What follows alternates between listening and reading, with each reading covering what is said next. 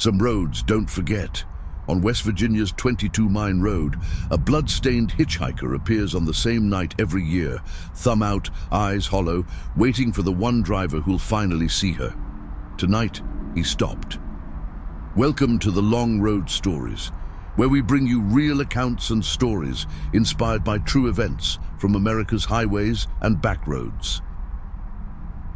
I'm your host, and tonight's tale takes us deep into the mountains of West Virginia to a stretch of asphalt known as 22 Mine Road, where the ghost of Mamie Thurman has been seen for nearly a century, still searching, still bleeding, still trying to get home. If true highway legends keep you up at night, subscribe and tell me where you're watching from. The trucker had been driving for 16 hours straight when he first saw the turnoff for 22 Mine Road. His name doesn't matter for this story. He could be anyone. He could be you. What matters is what happened to him on that road, on a June night that felt too warm for West Virginia, when the air hung heavy with moisture and the promise of rain that never came. He was hauling a load of mining equipment from Charleston to a small operation near the Kentucky border, taking back roads to avoid the way stations on the interstate. His GPS had died 2 hours earlier, and he was navigating by memory and intuition, the way old-timers taught him when he first started driving 15 years ago. The road appeared suddenly in his headlights, a narrow two-lane strip of cracked asphalt that cut through dense forest like a scar through skin.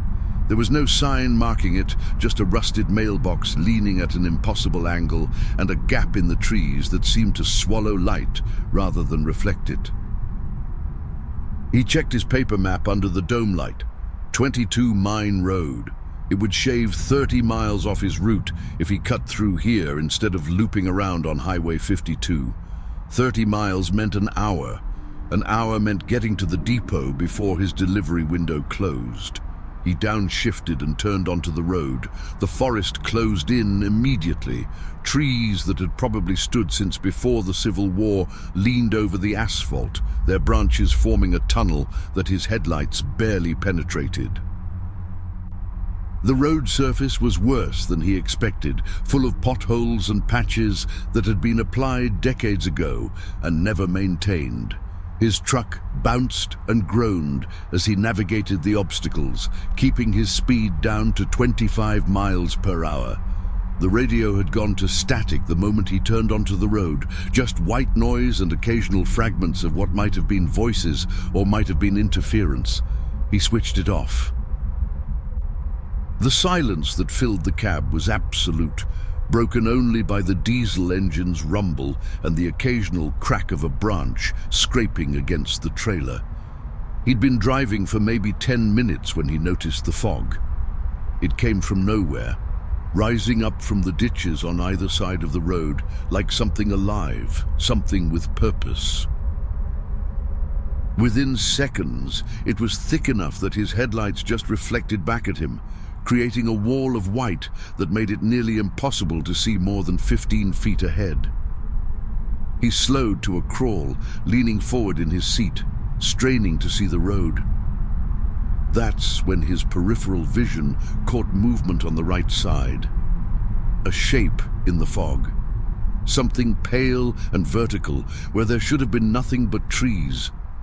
He hit the brakes instinctively, and the truck shuddered to a stop.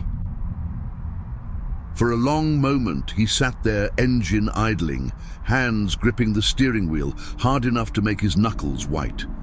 The shape was still there, about 30 feet ahead, partially obscured by the fog, but definitely human-shaped. As he watched, it moved closer to the road, closer to him. His first thought was that someone had broken down, that they needed help. But there was no vehicle visible, no car pulled off to the side, no emergency flashes cutting through the mist. Just this figure, slowly approaching the edge of the asphalt. He reached for the CB radio to call for advice from other drivers, but remembered it had been acting up for days, only picking up static. His cell phone showed no signal, which didn't surprise him this deep in the mountains. He was alone with whatever decision he made next. The figure was at the road's edge now, and as his headlights finally caught it fully, he felt his breath catch in his throat. It was a woman.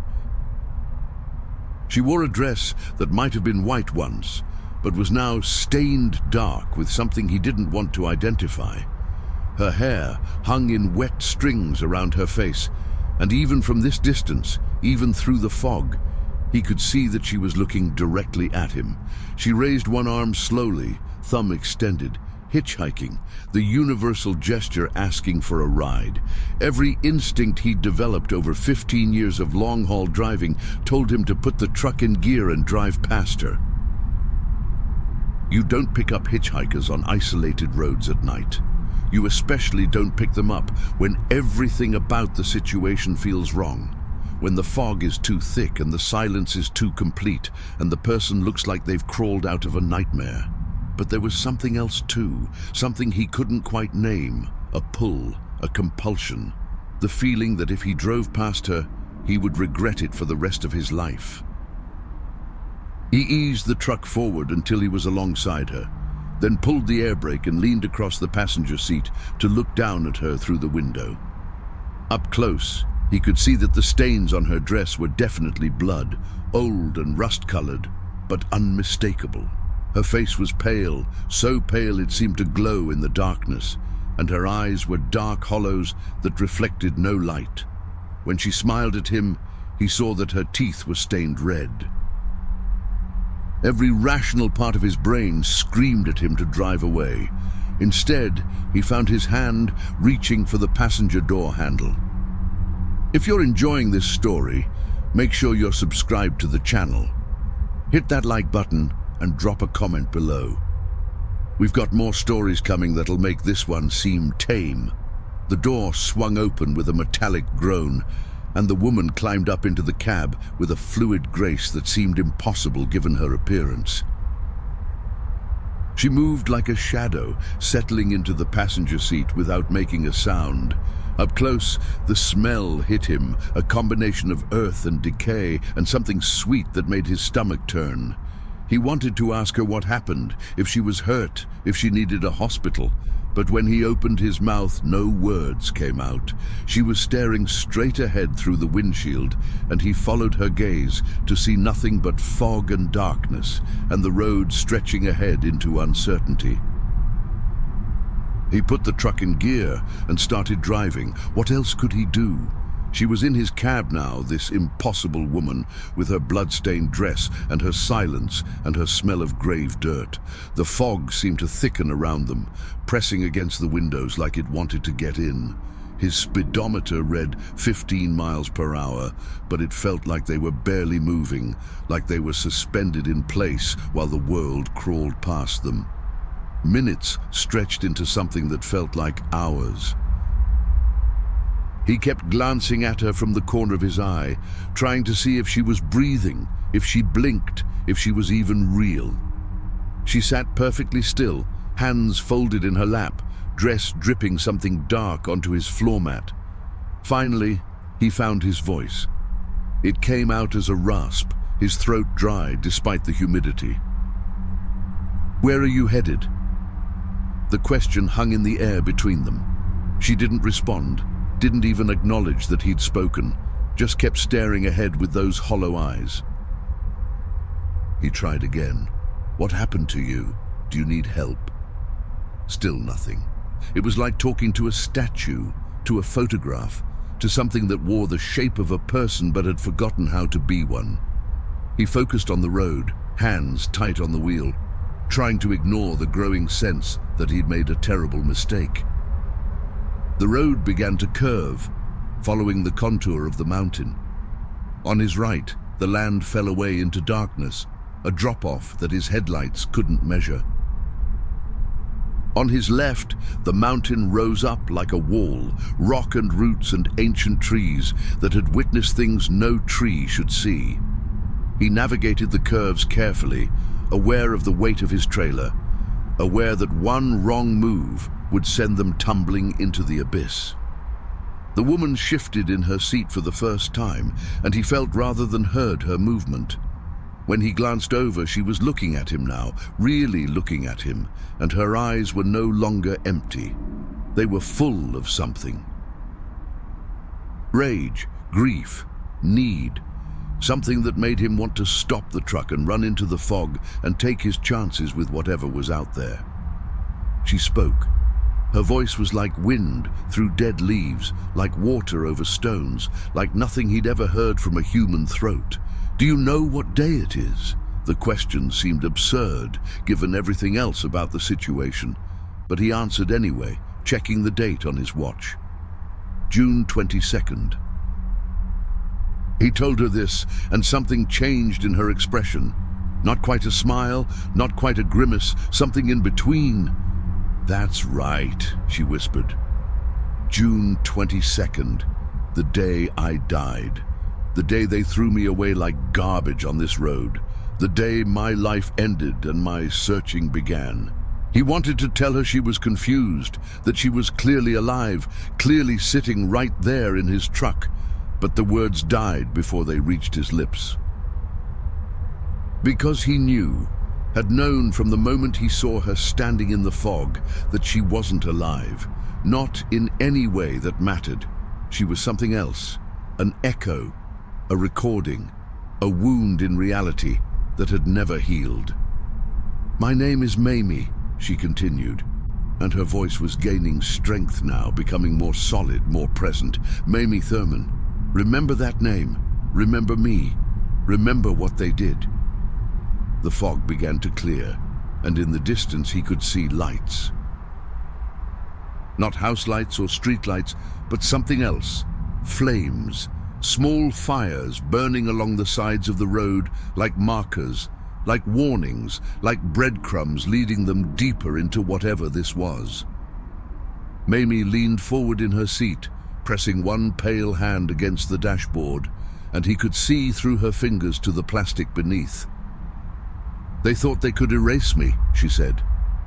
"Throw me in the ditch like trash and forget I ever existed. But this road remembers. I made sure it remembers. Every June 22nd, I come back. I stand where they left me. I wait for someone to stop, someone to listen, someone to care." He wanted to ask who they were, what they'd done, why she was telling him this. But before he could form the questions, she turned to look at him again, and her face was changing. The features shifting, becoming clearer and younger, and somehow more terrible in their ordinariness. She had been beautiful once. Young. Full of life and hope and all the things that get stolen from people before their time. "I was 23 years old, she said. 23 years old, and my husband's cousin murdered me for insurance money. Shot me twice and threw my body on this road like I was nothing, like I never mattered."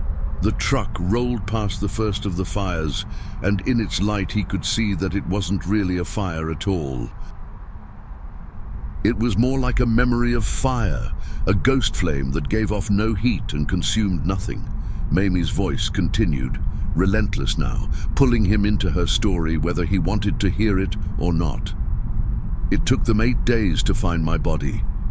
8 days of lying in that ditch while my family searched and prayed and hoped I was still alive somewhere. 8 days of animals and weather and the earth slowly claiming what was left of me. And when they finally found me, when they finally brought me home, the man who killed me stood at my funeral and cried crocodile tears and collected the insurance money he murdered me for. Don't go anywhere. This story is about to take a turn you won't see coming. Make sure you're subscribed so you catch every terrifying minute." The fires grew more frequent as they drove deeper into 22 Mine Road, lining both sides now, creating a corridor of phantom flame that stretched ahead into infinity. Mamie's form was becoming more translucent, more obviously not human, and he could see the seat back through her torso. But her voice was stronger than ever, filling the cab, filling his head, filling every empty space with her story. "They caught him eventually," she said. "Harry Thurman, my husband's cousin, the man who took me for a ride on this very road and put 2 bullets in me and watched me die. They caught him and tried him and hanged him for what he did. Justice, they called it. But justice doesn't bring back the dead. Justice doesn't erase 93 years of wandering this road, looking for something I'll never find. He realized what she'd said. 93 years. The math clicked into place in his head. She was killed in 1932. It was now 2025, and she was still here, still trapped, still searching. "What are you looking for?" he asked, and his voice sounded strange to his own ears, muffled and distant like he was speaking underwater. She smiled at that, and it was the saddest expression he'd ever seen. "That's the thing," she said. "I don't know anymore. At first, I was looking for someone to tell my story, to make sure people knew what happened to me, to make sure I wasn't forgotten. But people know now. They've known for decades. This road is famous because of me. People come here hoping to see me, and still I can't leave." The road began to narrow, the trees pressing closer, branches scraping along both sides of the trailer with sounds like fingernails on metal. He should have been terrified. Part of him was. But another part, a deeper part, felt something else. Pity, sadness, a profound grief for this woman who had been robbed of her life and then robbed of her death, trapped in an endless loop of her worst moment. "Maybe you're looking for someone to understand," he suggested quietly. "Someone to really see you, not as a ghost story or a legend, but as a person who suffered something terrible." Mamie turned to look at him with those hollow eyes, and for just a moment they weren't hollow anymore. They were human, brown and warm and full of the person she'd been before violence stole her future. "Yes," she breathed, "yes, but no one stops anymore. Not really." They drive through here with their cameras and their ghost hunting equipment and their excitement, treating me like entertainment. Like I'm not real, like my death is just a story to tell their friends. Her hand reached out and passed through his arm, and where it touched he felt a cold so complete it was like being erased. "You stopped," she said. "You let me in. You're listening." The fires were changing now, growing taller, more vivid, and in their light he could see shapes. Figures standing between the trees, dozens of them, hundreds, all watching the truck roll past, all silent and still and wearing faces that looked like Mamie's face, like they were all versions of her, all the lives she might have lived if she'd been given the chance. "Are those all you?" he asked, and she nodded slowly. "All the me's I never got to be," she confirmed. "The mother, the grandmother, the old woman dying peacefully in her bed surrounded by people who loved her. All the futures stolen when Harry Thurman pulled that trigger." They passed a place where the road widened slightly, forming a small pull-off area. Mamie suddenly became agitated, pressing her phantom hands against the window, her form flickering like a candle flame in wind. "There," she said urgently. "That's where he threw me, right there in that ditch. I remember the sound my body made hitting the ground. I remember staring up at the stars and thinking how beautiful they were, and how unfair it was that I'd never see them again. I remember the exact moment I stopped being alive and started being this." Her voice broke on the last word, and the sound was so human, so full of genuine anguish, that he felt tears prick his own eyes. He slowed the truck to a stop at the pull-off, not entirely sure why he was doing it, but knowing somehow that it was important. Mamie's form was barely visible now, just a suggestion of a woman shape in the passenger seat. "Why are you still here?" he asked. "Why can't you move on?" She was quiet for a long moment, and when she spoke again, her voice was distant, like it was coming from very far away, because no one ever stops long enough to care. They see the ghost, the legend, the scary story. They don't see Mamie Thurman, who loved music and dancing and wanted to be a teacher. who had dreams and fears and a whole life ahead of her that got stolen. I'm still here because I need someone to see me, really see me, not what I became, but what I was. He sat in the darkness of his cab, engine idling, and looked at the place where she'd said her body had been thrown.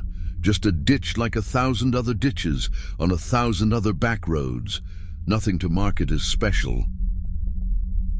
Nothing to indicate that a life had ended there, that violence had been done, that a woman's last sight of the world had been this stretch of unremarkable West Virginia forest.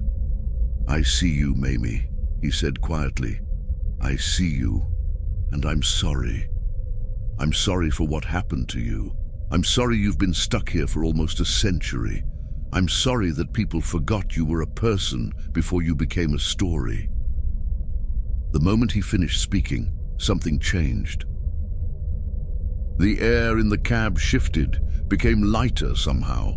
The oppressive weight that had been pressing down on him since Mamie climbed into his truck lifted like a fog, dispersing in sunlight. When he looked at the passenger seat, she was still there, but she looked different, younger, clearer, almost solid. She was smiling, and this time it was a real smile, full of genuine warmth. "Thank you," she whispered. "Thank you for stopping. Thank you for listening. Thank you for seeing me." And then, like morning mist burning away, she faded. Not all at once, but gradually, peacefully, until there was nothing left but an empty seat and the faint smell of earth and flowers. We're halfway through this journey, and trust me, you don't want to miss what happens next. Hit that like button and drop a comment telling us if you'd have stopped for Mamie. He sat alone in his truck for a long time after Mamie disappeared, trying to process what had just happened. The fires were gone. The figures between the trees were gone. The fog had lifted, and he could see the road stretching ahead under a clear night sky full of stars. The same stars Mamie had seen as she died 93 years ago. He put the truck back in gear and continued down 22 Mine Road, driving slowly, reverently, like he was passing through a cemetery, which in a way, he was. This entire road was Mamie's grave, her monument, her eternal resting place. Or it had been, until tonight. As he drove, he started noticing details he'd missed before. Small things, crosses marking the pull-off where he'd stopped, weathered and old, placed by people who remembered. Flowers, long dead but carefully arranged, showing that someone still cared enough to leave them. A historical marker, barely visible in the darkness, commemorating what had happened here. Mamie Thurman hadn't been forgotten, not entirely. People had tried to honor her, to mark her passing, to ensure her story wasn't lost to time, but somehow those gestures hadn't been enough. She'd still been trapped, still searching, still unable to find whatever it was she needed to move on. He thought about what she'd said, about people treating her like entertainment, like she wasn't real. And he felt a deep shame when he realized that he'd done exactly that with other stories, other legends. How many times had he driven past accident sites or historical markers or places where terrible things happened, treating them as curiosities rather than tragedies? How many other Mamies were out there, trapped between life and death, waiting for someone to see them as human beings rather than ghost stories? The thought was sobering, and it changed something fundamental in how he viewed the world. The road began to climb, winding up the side of the mountain. His GPS, which had been dead for hours, suddenly flickered back to life, showing him exactly where he was and plotting a route back to civilization. His radio crackled to life as well, filling the cab with a country song about loss and longing and roads that go on forever. It felt wrong somehow, too normal, too mundane after what he'd just experienced. He switched it off and drove in silence, preferring the company of his own thoughts. What had really happened back there? Had Mamie Thurman's ghost actually climbed into his truck, Or had he hallucinated the entire thing, suffering from exhaustion and isolation and too many hours behind the wheel? But the passenger seat told a different story. There were no wet footprints, no mud, no physical evidence that anyone had sat there. But there was something else, a small object that hadn't been there before, resting on the seat where Mamie had sat. He pulled over when he reached the top of the mountain, where the road leveled out and the trees opened up to reveal a stunning view of the valley below. He reached over and picked up the object, turning it over in his hands under the dome light. It was a photograph, old and faded and worn at the edges. It showed a young woman in a white dress, smiling at the camera with her whole face, with joy and life and hope radiating from every feature. On the back, written in elegant script that had nearly faded to nothing, were the words, "Mamie Thurman, June 1932. He stared at the photograph for a long time, this tangible proof that what he'd experienced was real. This wasn't a hallucination or a dream or exhaustion-induced psychosis. Mamie Thurman had been in his truck. She had told him her story. And somehow, through the simple act of listening, of seeing her as a person rather than a legend, he had helped her find whatever it was she'd been searching for all these decades. He carefully tucked the photograph into his wallet, knowing he would keep it for the rest of his life, not as a trophy or a curiosity, but as a reminder to see the human being behind every tragedy, every story, every ghost. He continued driving, and within 20 minutes, he'd reached the end of 22 Mine Road. It connected to a well-maintained state highway, complete with streetlights and clear lane markings and all the trappings of modern civilization. The transition was jarring, like stepping from one world into another. He merged onto the highway and pointed his truck toward the depot where he was supposed to deliver his load. He was 3 hours behind schedule, but somehow he knew his dispatcher would understand. Some delays couldn't be explained in logistical terms. Some detours were necessary, even when they made no practical sense. As he drove through the night, heading back toward the familiar rhythms of interstate highways and truck stops and delivery schedules, he found his mind returning again and again to Mamie, to her story, to the injustice of her death and the tragedy of her long imprisonment on that lonely road. He thought about Harry Thurman, the cousin who had murdered her for money, who had been caught and hanged and was now as forgotten as he deserved to be. Justice had been served in the legal sense, but what about in the spiritual sense? What about the cost to Mamie, who had paid for his greed with 93 years of wandering? He realized that he needed to tell someone about this. Not as a scary campfire story or a creepy legend, but as a true account of what happened. Mamie had wanted to be seen, to be remembered, to have her humanity acknowledged. He could do that for her. He could tell her story in a way that honored who she was, not just what had been done to her. He could make sure that anyone who heard about Mamie Thurman understood that she wasn't just a ghost or a legend or a cautionary tale. She was a real person who had suffered a real tragedy and deserved to be remembered with dignity and respect. The miles rolled by beneath his wheels, and the sky began to lighten in the east, dawn approaching with its promise of a new day. He thought about how many dawns Mamie had missed, trapped on that dark road, unable to move forward or backward, suspended in the worst moment of her life. And he felt grateful, deeply and profoundly grateful, that he had been able to play some small part in finally setting her free. If that's what had happened. He still wasn't entirely sure what he'd accomplished back there, if anything. Maybe she was still on that road, still waiting, still searching. Maybe he'd simply been one more person passing through her endless night. Stay with us. The final parts of this story will change how you think about every dark road you ever drive. He made his delivery 3 hours late, but his dispatcher was in a forgiving mood and didn't dock his pay. He didn't mention where he'd been or what had delayed him.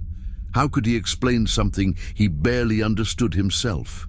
Instead, he filed his paperwork, inspected his truck for any damage from the rough road, and headed to a nearby truck stop for breakfast and sleep. But sleep wouldn't come. Every time he closed his eyes, he saw Mamie's face. Sometimes as she'd appeared in the fog, pale and blood-stained and desperate.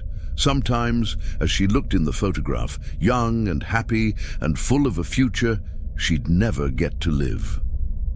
He spent the afternoon researching Mamie Thurman's story on his phone, piecing together the details from newspaper archives and historical websites, and the countless blog posts and YouTube videos that had been created about her.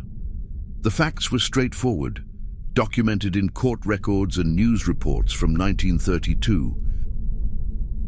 She had been married to John Thurman, and his cousin Harry had convinced her to go for a ride on June 22nd of that year. Harry had shot her twice and thrown her body in a ditch on 22 Mine Road, then tried to collect on insurance policies he'd secretly taken out on her life. Her body was found 8 days later. Harry was arrested, tried and hanged within months, his execution carried out with the swift justice that characterized that era. But the story didn't end with Harry's death. Almost immediately, people began reporting strange occurrences on 22 Mine Road. A woman in a blood-stained dress appearing in the fog. Hitchhikers who vanished from vehicles before reaching their destination. Cold spots and unexplained sounds and feelings of overwhelming sadness that descended on travelers without warning. Over the decades, 22 Mine Road had become famous, a destination for ghost hunters and thrill seekers, and anyone looking for a brush with the supernatural. Mamie Thurman had become a legend, her name synonymous with the road where she'd been murdered. Reading through the accounts, he noticed something disturbing. Almost all of them treated Mamie as a curiosity, a phenomenon to be investigated or exploited. Ghost hunting shows had filmed on the road multiple times, using EMF detectors and spirit boxes and all manner of equipment designed to prove or disprove her existence. Teenagers drove there on dares, hoping to see her and add another scary story to their collection. Even the more respectful accounts, the ones that acknowledged the tragedy of her murder, still focused primarily on the supernatural aspects rather than on Mamie as a person who had lived and loved and lost everything. He understood then why she'd been trapped for so long. Everyone who encountered her was looking for a ghost. No one was looking for Mamie. No one was seeing the young woman who had wanted to be a teacher, who loved music and dancing, who had her whole life stolen from her before it really began. They saw the legend, the haunting, the scary story. They didn't see the human tragedy beneath it all, and somehow, through some mechanism he couldn't explain, that had kept her bound to the place where she died, unable to move on until someone finally looked past the supernatural and saw the person. He decided to drive back to 22 Mine Road. Not immediately, but soon. He wanted to see it in daylight, wanted to visit the place without the fog and the fear and the overwhelming strangeness of that night. He wanted to pay his respects properly, to leave flowers at the pull-off where Mamie had been found, to acknowledge her memory in a way that honored her humanity. It felt important, necessary, like unfinished business that needed attending to. He waited 3 days, using the time to complete other deliveries and get his schedule back on track. But the entire time, Mamie's photograph stayed in his wallet, a constant reminder of what he'd experienced. When he finally returned to 22 Mine Road, it was early afternoon, sunlight filtering through the trees, birds singing in the branches overhead. The road looked completely different in daylight. It was just a road, narrow and poorly maintained, but nothing particularly sinister or frightening about it. The trees were just trees. The ditches were just ditches. There was no fog, no phantom fires, no sense of oppressive dread. It could have been any back road in West Virginia, unmarked and unremarkable, the kind of place you'd drive past without a second thought if you didn't know its history. He drove slowly, looking for the pull-off where he'd stopped that night. It took him longer to find than he expected, and for a moment he worried that he'd imagined that too, that the entire experience had been some kind of elaborate hallucination. But then he saw it, a widening in the road with several crosses planted in the ground and flowers, both fresh and withered, arranged around them. He pulled his truck over and climbed down from the cab, standing in the afternoon sunlight and looking at this place where a young woman's life had ended 93 years ago. The crosses were simple, made of wood and painted white, most bearing just the name Mamie Thurman and dates. The flowers told their own story, evidence that people still came here, still remembered, still cared enough to leave tokens of remembrance. He walked to the edge of the ditch and looked down, trying to imagine what it must have been like for Mamie in her final moments, dying alone on this isolated road, knowing she'd been betrayed and murdered by someone who should have protected her. The thought made his chest tight with anger and grief. She deserved so much better. They all did, all the victims of violence and cruelty who never got to live out their natural days. He'd brought flowers of his own, a simple bouquet of wildflowers he'd picked from a field earlier that morning. He placed them carefully at the base of the largest cross, then stood silently for a long moment, not quite praying, but something close to it. Sending thoughts or wishes or intentions out into the universe, hoping that wherever Mamie was now, she was finally at peace, finally free from the road that had held her for so long, finally able to rest, to move on, to become whatever it is we become after this life ends. He hoped he'd helped. He hoped that by seeing her, really seeing her, he'd given her what she needed to break free. Subscribe if you're still with us. Comment below and let us know what you think happened to Mamie after that night. As he stood there in the afternoon light, something caught his eye. Movement in the trees beyond the ditch, barely perceptible but definitely there. He froze, watching, half expecting to see Mamie's form materializing in the shadows. But what emerged from the tree line wasn't a ghost. It was a deer, a doe, stepping carefully through the underbrush and pausing to look at him with liquid brown eyes. They stared at each other for a long moment, man and animal, both of them alive and breathing and occupying this space where death had once held dominion. Then the deer turned and disappeared back into the forest, and he was alone again with the crosses and the flowers and his own thoughts. He climbed back into his truck and continued down 22 Mine Road, driving all the way to the end and then turning around and driving back. In the daylight, it took less than 15 minutes to traverse the entire length of the road, just a few miles of asphalt cutting through forest, connecting one small community to another. Nothing remarkable about it, except for what had happened here, except for the young woman who had died and then couldn't leave, except for the story that had grown up around her tragedy.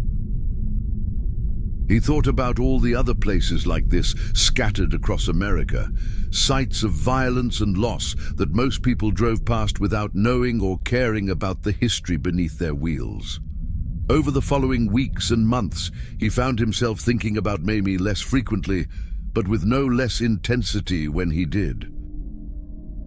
The photograph remained in his wallet, and sometimes in truck stops or rest areas, he'd take it out and look at her face, trying to reconcile the smiling young woman in the picture with the desperate phantom who'd climbed into his cab that night. He wondered if he'd actually helped her, or if she was still out there, still searching, still trapped in her endless loop. He had no way of knowing for certain. Ghosts don't send thank you cards. The supernatural doesn't provide receipts or confirmation of services rendered, but he chose to believe that something had changed that night, that by stopping when everyone else drove past, by listening when everyone else treated her as entertainment, by seeing her humanity when everyone else only saw her tragedy, he had given Mamie Thurman what she needed to finally rest. Maybe it was arrogant to think that. Maybe he was deluding himself, attributing cosmic significance to what was ultimately just a series of strange events on a dark road. But the alternative, believing that Mamie was still out there suffering, was too painful to contemplate. So he chose hope. He chose to believe that their encounter had mattered, that his decision to stop had made a difference, that somewhere beyond the veil of this world, Mamie Thurman was finally at peace. He did change one thing about how he drove. He started stopping more often at historical markers and memorial sites, taking a few moments to read the plaques and acknowledge the stories they told. He left flowers when it seemed appropriate. He said quiet words of remembrance for people whose names he'd never heard before, but who deserved to be remembered nonetheless. It became a ritual, a way of honoring not just Mamie, but all the forgotten dead, all the victims of violence and injustice and simple bad luck who had become nothing more than statistics or legends or cautionary tales. It felt important to remember that they'd been people first, with dreams and fears and lives that mattered.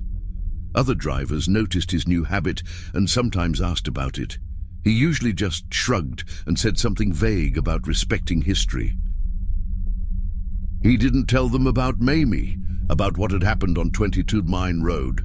That felt too personal, too sacred, too easily misunderstood or dismissed. But sometimes, late at night when he was alone in his cab and the road stretched endlessly ahead of him, he'd tell the story to himself, going over every detail, making sure he didn't forget anything. Because that was important too.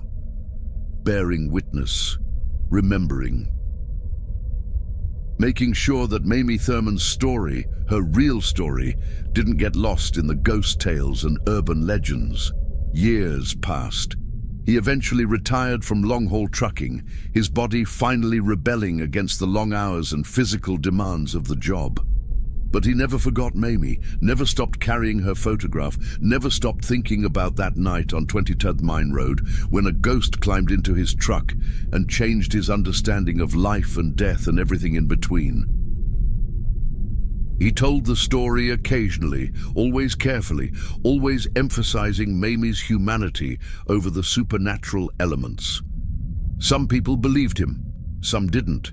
It didn't really matter. The truth of what happened existed independent of whether anyone else accepted it. On the 93rd anniversary of Mamie's death, he made a special trip back to West Virginia. He was older now, retired, but he could still drive, and he felt pulled back to that road one more time.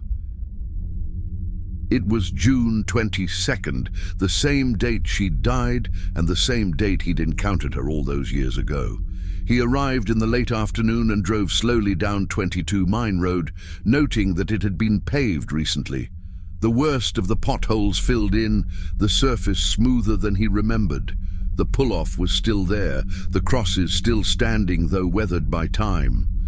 He parked and got out, standing in the fading light, and left a fresh bouquet of flowers.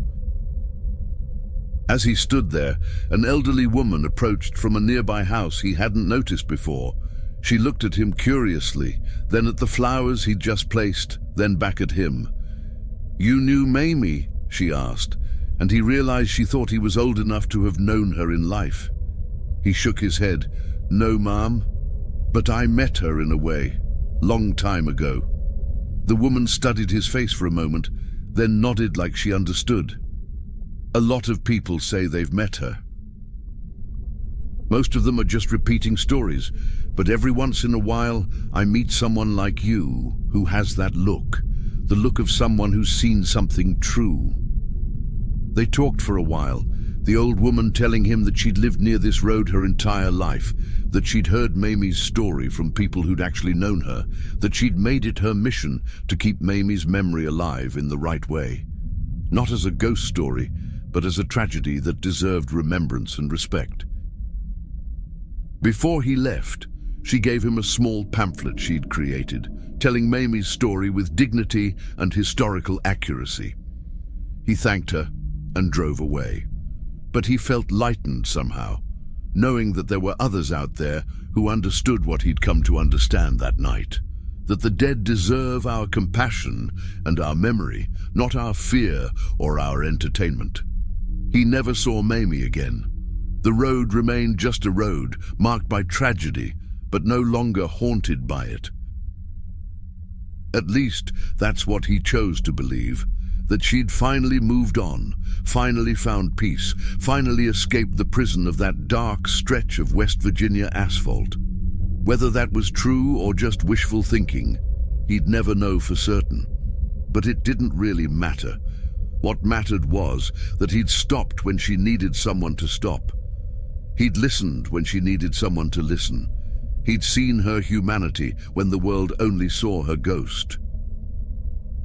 That's the story of 22 Mine Road and the driver who encountered Mamie Thurman's spirit on the anniversary of her death. Some say she still appears there on June 22nd, still looking for someone to care enough to stop. Others claim she's been at rest for years now, finally released from her long imprisonment. The truth, like so many truths about the supernatural, remains unclear. But what is clear is that some roads remember, some wounds never fully heal, and some stories need to be told with compassion rather than fear. If this story moved you, make sure you're subscribed to the Long Road Stories. Hit that notification bell so you never miss our next journey into the strange and unexplained corners of America's highways. Drop a like if you enjoyed this tale and leave a comment telling us what you think. Do you believe Mamie found peace, or is she still out there waiting? And maybe, just maybe, the next time you're driving a dark road and see someone standing in the fog asking for a ride, you'll remember this story and think twice about driving past. Thanks for riding along with us. Until next time, keep your eyes on the road, your hands on the wheel, and remember, not everyone asking for help is still among the living. Safe travels.